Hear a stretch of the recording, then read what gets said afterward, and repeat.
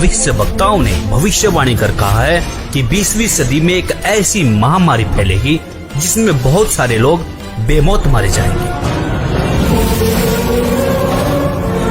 जग जाहिर है कि कोरोना वायरस ने चीन से निकलकर पूरे विश्व पर मौत का कहर बरपा रखा है। WHO के मुताबिक अभी तक 45,693 मौतें और 90,306 व्यक्ति इस जानलेवा बीमारी के शिकार हो चुके हैं। लेकिन दोस्तों, ऐसे में राहत भरी खबर ये है कि इन भविष्य वक्ताओं ने ही मौत से बचने के लिए सटीक रास्ते बताए हैं। तो चलिए देर न करते हुए खंगालते हैं इन भविष्य वक्ताओं की भविष्यवाणियाँ। जय गुरुदेव पंथ के संस्थापक संत तुलसीदास जी की भविष्यवाणी।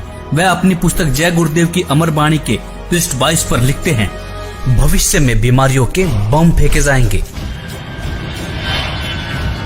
बीमारियों से लोग बेमौत मरेंगे। इस प्रकार की शुरुआत चीन करेगा। चीन अमेरिका के बड़े बड़े शहरों को नष्ट कर देगा, वहां भी लोग बेमौत मरेंगे। अमेरिका, चीन तथा रूस और चीन में आपसी युद्ध होगा। चीन में भी भारी संख्या में लोग मरेंगे।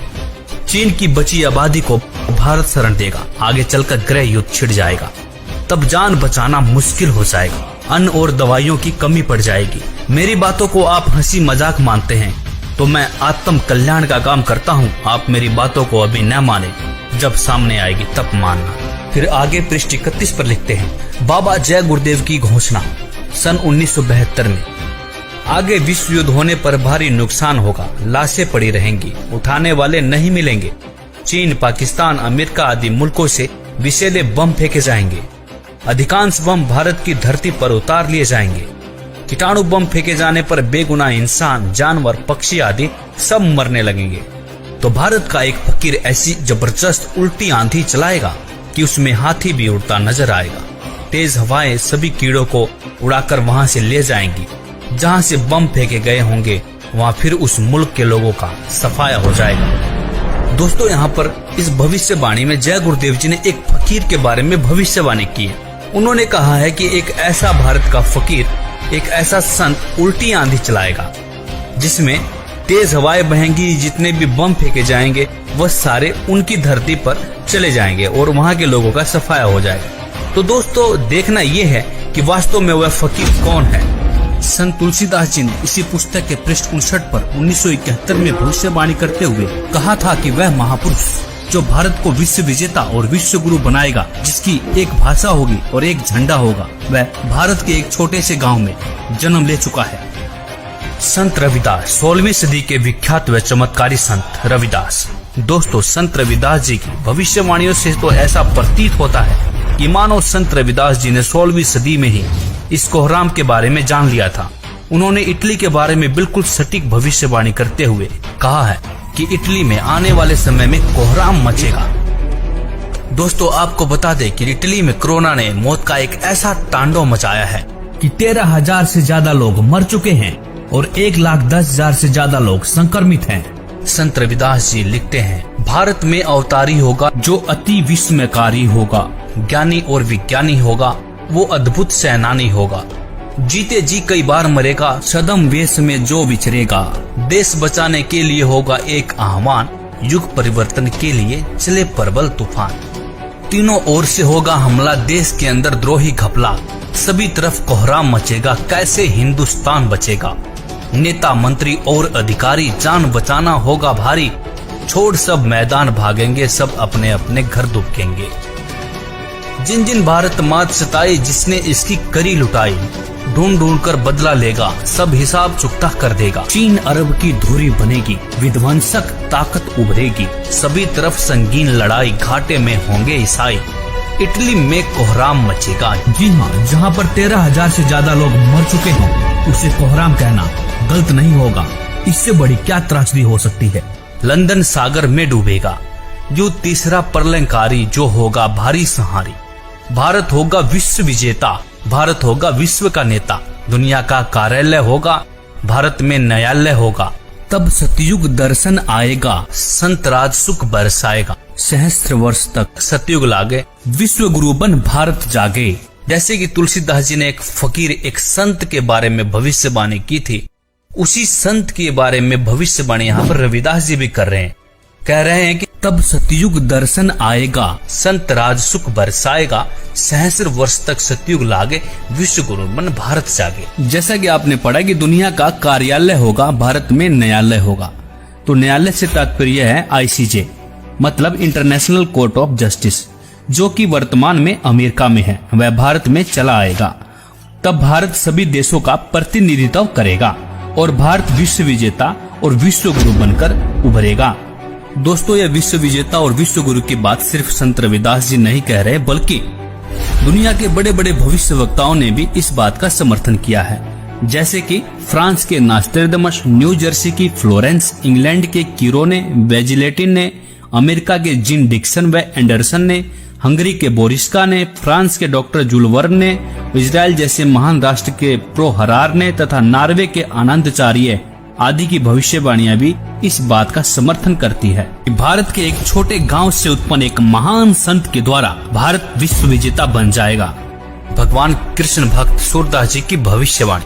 1540 ईस्वी में जन्मे सूरदास जी ने आज के समय की परिस्थितियों के बारे में भविष्यवाणी की है। बताया है कि इस महामारी से कैसे बचा जा सकता है। वर्तमान समय के लिए सूरदास जी की भविष्यवाणी। सूरदास जी लिखते हैं, रे मन धीरज क्यों न धरे, संवत 2000 के ऊपर ऐसा जोग परे, पूरब पश्चिम उत्तर दक्षिण 34 काल फिरे, अकाल मृत्यु जग माही व्यापे, प्रजा बहुत मरे। स्वर्ण फूल वन पृथ्वी फूले, धर्म की बेल बढ़े, सहस्र वर्ष लगी सतयुग व्यापे, सुख की दया फिरे। काल जाल से वही बचेगा जो गुरु का ध्यान धरे, सूरदास जी हरि की लीला ठारे नहीं डरे। यहाँ पर सूरदास जी साफ साफ शब्दों में कह रहे हैं कि काल जाल से वही बचेगा जो गुरु का ध्यान धरे। तो दोस्तों, सूरदास जी यहाँ पर विज्ञान को भी चुनौती दे रहे हैं। वैज्ञानिक पावर से नहीं, आध्यात्मिक शक्ति से बचाव हो सकता है। तो कहा भी जाता है कि भगवान से विज्ञान है, विज्ञान से भगवान नहीं है। भविष्यवाणियां देखने के बाद अब बारी आती है कि इस गंभीर समस्या से, मौत जैसे काल से कैसे बचा जा सके। यहाँ पर सूरदास जी कहते हैं कि जो गुरु की शरण में जाकर भक्ति करेगा, काल जाल से बच सकता है। तो इस भविष्यवाणी की सच्चाई को परखने के लिए हमने भारत के प्रसिद्ध गुरुओं की विचारधारा को खोजना शुरू किया, तो पाया कि लगभग सभी बड़े बड़े तिलकधारी, कथावाचक, मंडलेश्वर व महामंडलेश्वर, धर्म की रक्षा करने वाले धर्म गुरु अपने भगवानों से विश्वास खोए हुए वैज्ञानिक टिप्स देते हुए नजर आए। किसी धर्म गुरु को अपने इष्ट देव पर भरोसा ही नहीं देखने को मिला। लेकिन ऐसे में हमें संत रामपाल जी की विचारधारा मिली। उन्होंने अपने प्रभु के प्रति विश्वास से लबालब वेदों के प्रमाण दिखाए और कहा कि यदि आप किसी भी बीमारी या मौत से बचना चाहते हैं तो परमेश्वर की शास्त्र अनुकूल साधना करें। परमेश्वर आपकी मृत्यु क्या, आपकी आयु को 100 वर्ष तक बढ़ा सकता है। वेद बता रहे हैं कि वो अगर दूसरे लोक में भी चला गया हो, प्राण छोड़ गया हो, मर गया हो, या कति मृत्यु को निकट हो, उसके जीवन शेष ना रहे हो, उसको भी मैं 100 वर्ष जीवित करके और उसको रोग मुक्त करके 100 वर्ष की आयु प्रदान कर दूं। ये भगवान के गुणों में लिखा है। पाप कैसा भी रोग हो, परमात्मा से बड़ा कोई वैद्य नहीं है।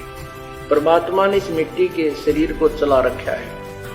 उसको इसको ठीक करने में क्या देर लगेगी? 1 सेकंड का काम है। फ्रिक्शन ऑफ सेकंड में ये स्वस्थ कर सकता है। और ये जो हमारा विरोध किया करते हैं, हम समाचार पत्रों में लिखते थे कि उसको ऐसे ठीक हो गया, उसको ऐसे ठीक हो गया, तो ये उत्तर देते थे अज्ञानी कि हमारा करके दिखाओ, तुम किकर का लटका दे तार बांध रहे थारा क्यों करो, कनेक्शन दो परमात्मा का ना हो तो फिर हमें बताओ।